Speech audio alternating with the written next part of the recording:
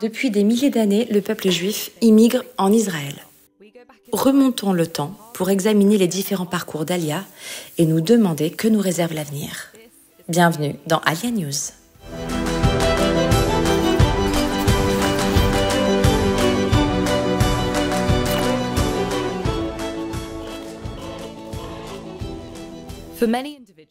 Si vous interrogez de nombreuses personnes sur les vagues de l'Alia, à travers l'histoire, cette chronologie démarrera à un moment donné au cours des 200 dernières années. Pourtant, le retour du peuple juif en terre d'Israël remonte à des millénaires. En fait, l'Alia est si centrale dans la foi juive que même les écritures hébraïques concluent en indiquant au peuple juif le retour d'Israël selon l'ordre traditionnel du Tanar. Dans le livre des 2 Chroniques, le dernier mot du livre est le mot hébreu Veya'al, signifiant « monter », qui est tiré de la même racine qu'Alia. Alors, commençons au début. Le premier grand retour des Juifs en terre d'Israël. Il remonte à l'Exode, où les Israélites retournèrent vers leur terre promise, après plusieurs siècles d'esclavage en Égypte. C'est l'une des histoires centrales de la Bible et de la foi juive.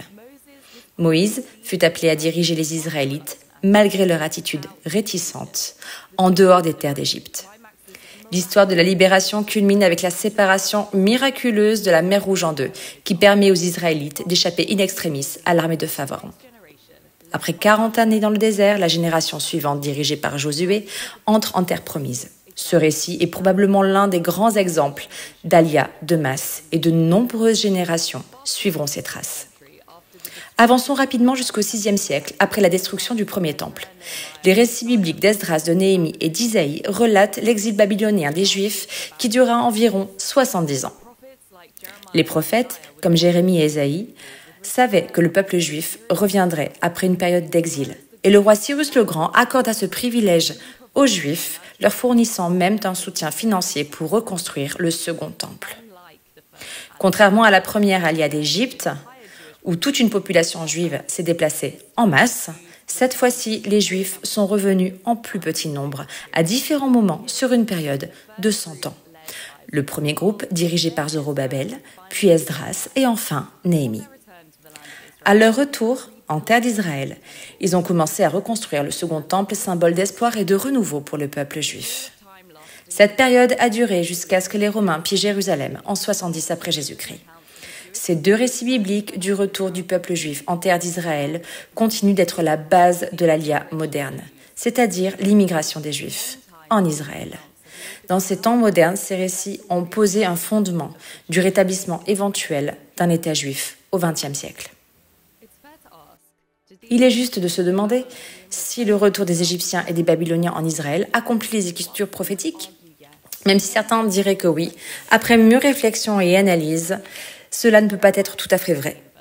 Dans Jérémie 16, verset 14, il est écrit que le grand retour des Israélites d'Égypte sera éclipsé par une alia encore plus grande des peuples juifs des terres du Nord et de tous les pays où ils ont été dispersés.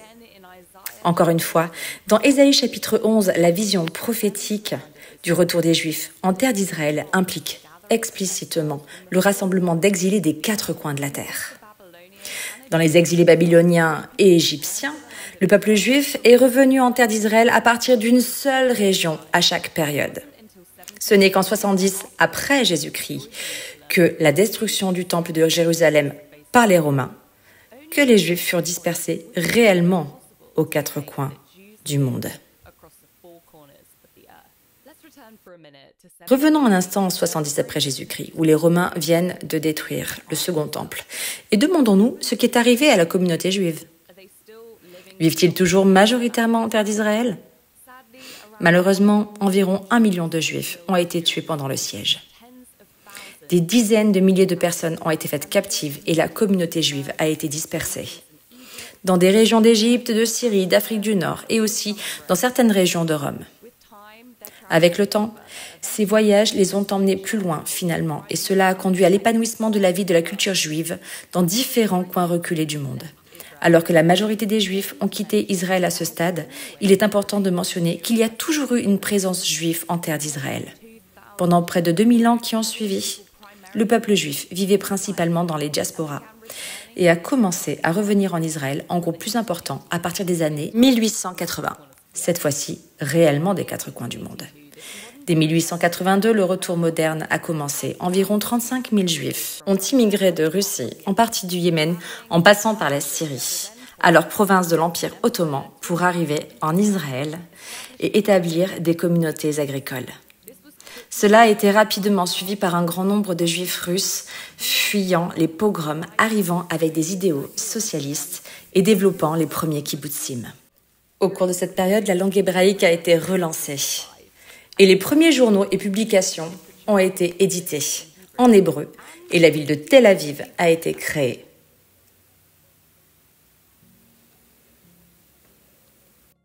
Au milieu de la Première Guerre mondiale, les Britanniques rédigèrent la déclaration du Balfour, une lettre importante affirmant leur soutien à une patrie juive. De nombreux Juifs d'Europe de l'Est sont arrivés avec la motivation de devenir pionniers dans l'établissement d'une économie et d'une agriculture dirigée par les idéaux sionistes. Les années qui suivirent furent parmi les plus sombres que l'Europe n'ait jamais connues. À la fin des années 1920, plus de 82 000 Juifs polonais et hongrois ont cherché refuge en Israël contre l'antisémitisme croissant dans leur pays d'origine.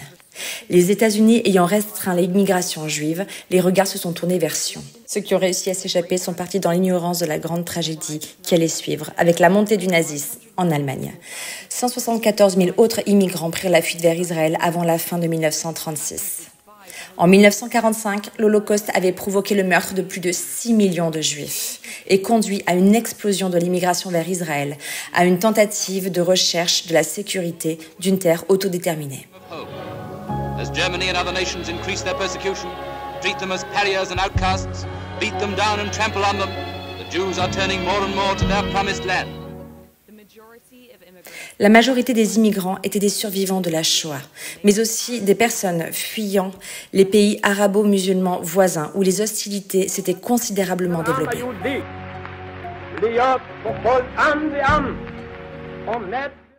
14 mai 1948 signe la création de l'État moderne d'Israël, ouvrant un nouveau chapitre pour le peuple juif du monde entier, alors que le rassemblement prophétique incarnait déjà un rêve plein d'espoir. Des opérations spéciales ont été montées par l'État pour secourir les populations juives soumises à des persécutions extrêmes, comme celle au Yémen, avec l'opération Tapis magique, Red Carpet, celle d'Irak, avec l'opération Ezra et Néhémie, et celle en grand nombre venant du Maroc, de Tunisie, d'Algérie, de Roumanie et de Pologne. Les années 1984 et 1991 sont marquées par un important sauvetage secret de Juifs éthiopiens lors des opérations Moïse et Salomon, au cours desquelles le nombre record de 14 000 membres de la communauté juive sont exfiltrés en Israël en 36 heures. Deux opérations demeurent un modèle sur l'utilisation du renseignement dans la coordination d'équipe et de bravoure. Au début des années 1990, l'Union soviétique s'est effondrée et plus d'1 million de Juifs des anciennes républiques de l'Union soviétique ont fait leur alia. C'est dans ce contexte qu'est née l'opération Ebenezer Exodus, établissant une route du port d'Odessa à Haïfa en utilisant de grands navires de croisière. Cette vague de nouvelle immigration a été l'une des plus importantes de l'histoire d'Israël, contribuant à la naissance rapide de la population israélienne. Au cours des 20 dernières années, l'Alia s'est poursuivie dans les pays du monde entier. Et ce n'est qu'au cours de ces 5 dernières années que l'on peut dire que la plus grande population juive de tous les pays est passée des États-Unis à Israël, faisant désormais de la terre promise le point culminant de la vie juive. Une fois de plus, nous attendons de voir d'où viendra la prochaine vague d'Alia. Mais nos regards se tournent vers l'Occident, vers des pays comme les États-Unis, le Royaume-Uni et la France, pour voir comment les communautés réagiront à l'antisémitisme croissant qui empiète sur leur sol. Chacune de ces formes d'Alia justifie son propre documentaire, racontant d'incroyables histoires d'espoir, de courage et de rêve du peuple juif. L'hymne national israélien s'appelle la Hatikva, ce qui signifie l'espoir. Cet espoir, c'est d'être un peuple libre dans son pays, le pays de Sion. C'est un espoir dont nous pouvons témoigner en action auprès de chaque personne juive que nous aidons sur le chemin du retour. Nous sommes motivés par l'invitation à voir Dieu accomplir ses promesses. Comme l'avaient prévu les prophètes, le peuple juif sera rassemblé du nord, du sud, de l'est et de l'ouest, vers sa terre promise. Il élèvera un étendard pour les nations et rassemblera des exilés d'Israël. Il rassemblera le peuple dispersé de Juda des quatre coins de la terre. Ésaïe 11, verset 12. Merci d'avoir regardé et n'oubliez pas de vous abonner à Ebenezer Opération Exodus et d'activer la cloche pour recevoir nos notifications. À bientôt.